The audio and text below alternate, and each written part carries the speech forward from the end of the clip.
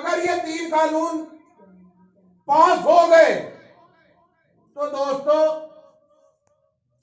अभी इंतखाब आजाद हिंदुस्तान की बात कर रहे थे, ये भी उसी से मिलता जुलता है। अगर ये तीनों कानून पास हो गए तो मोहम्मद हुसैन जिलानी, जिसके पास सैकड़ों बीघे जमीन है, वो किसान नहीं रहेगा, ना जिम्मेदार रहेगा, वो अंबानी और अडानी का ड्राइवर बनकर रह जाएगा। क्योंकि मैं कानून के ऊपर आपसे बात करूंगा। इसके अंदर एक कानून है कॉन्ट्रैक्ट फार्मिंग। उस कॉन्ट्रैक्ट फार्मिंग के जरिए ये अंबानी और अडानी हमारी जमीनों को हमसे ठेके पर ले लेंगे 10 साल के लिए, 20 साल के लिए, और बाकायदा एग्रीमेंट हो जाएगा।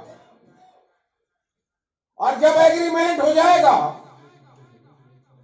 तो हम अपनी जमीन के अंदर अपनी मर्जी से गन्ना नहीं बो सकते, ना हम धान लगा सके।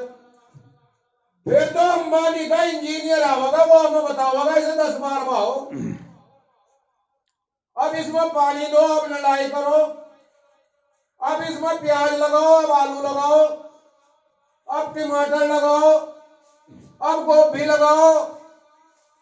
तो दोस्तों, ये मोहम्मद हुसैन जिलानी हो या ये मेरा भाई हो जिसे नींद आ रही, मैं बहुत देर का देख रहा, और आप सब लोगों की भी हिम्मत है, बहुत देर से आप लोग खड़े हो,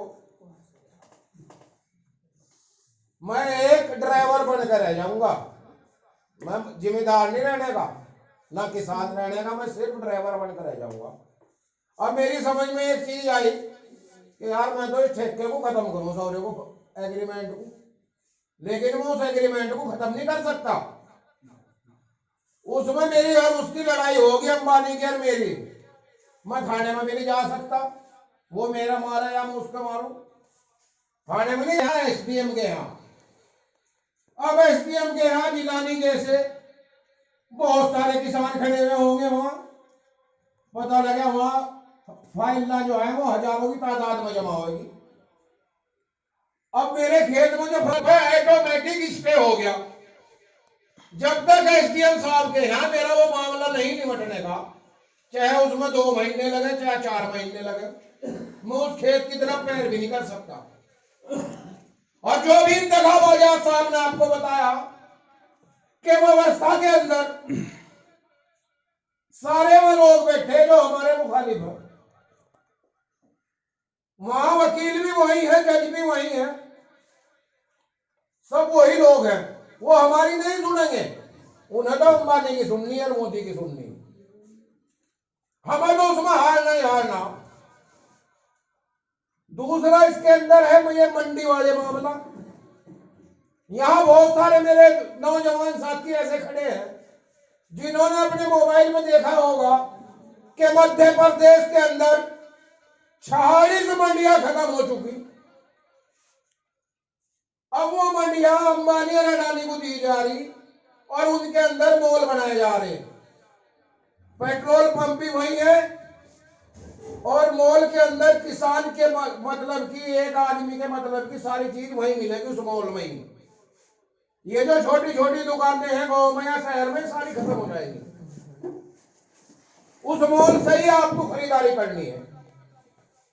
तो दोस्तों बुजुर्गों, मेरा तो आपसे ये कहना है कि इसके माध्यम से इंतखाब आजाद तो कह रहे कि आपको हिंदुस्तान हिंदू राष्ट्र, मुझे ऐसा लग रहा है कि ये जैसे वो ईस्ट इंडिया कंपनी आई थी और पूरे देश में उसका राज हो गया था और पूरा देश गुलाम हो गया था, फिर हमारे बुजुर्गों ने हमें इस बात पर भी फख्र है कि उस अंग्रेज के खिलाफ हमारे ही बुजुर्ग थे जिन्होंने रेशमी रुमाल की तहरीक चलाई और फिर वो आंदोलन इतना बड़ा आंदोलन हुआ, 80-90 साल चला, तब जाकर कहीं यहां से अंग्रेजों को भागना पड़ा। और कितनी बड़ी कुर्बानी हमारे बुजुर्गों ने दी कि मेरठ से लेकर अमृतसर तक कोई ऐसा पेड़ नहीं था जिसपे हमारे उलेमाओं की लाशें न टंगी हो। आज अफसोस की बात यह है कि मेरे ही कौम के लोग, उन बुजुर्गों की नस्लें आज हमारी बात को सुनने को भी तैयार नहीं है। इस भारत के अंदर अगर सबसे ज्यादा उत्पीड़न किसी का है तो वो मुसलमान का है, या अगर किसी का पहले उत्पीड़न था तो वो दलित का था। दलित जाग गया,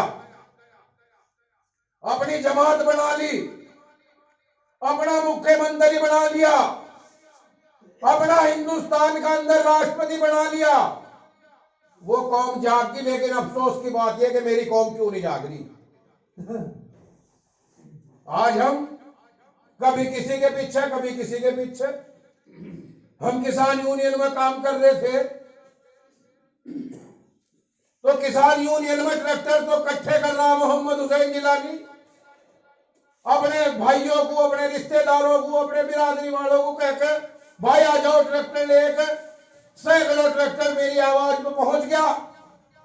और नेता कौन बन रहा? वो नेता बन रहा जो हिंदू राष्ट्र बनाना चाहता है। अगले दिन जब कप्तान साहब ने हमें बुलाया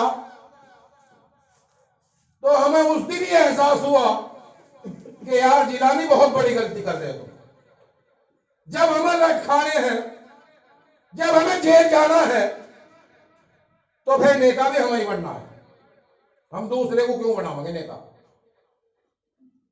हमने भारतीय किसान यूनियन मूवमेंट का गठन किया और गठन करने के बाद हमने ये प्लान बनाया कि जो भी जिला पंचायत के अंदर शिक्षित और ईमानदार प्रत्याशी होगा और हमसे संपर्क करेगा, हम उसे सपोर्ट करने का काम करेंगे ताकि जिला सहारनपुर की जो सरकार बनेगी उसके अंदर ईमानदार और सच्चे किसान यूनियन के और इस जनता के हितैषी सदस्य वहां पहुंचे।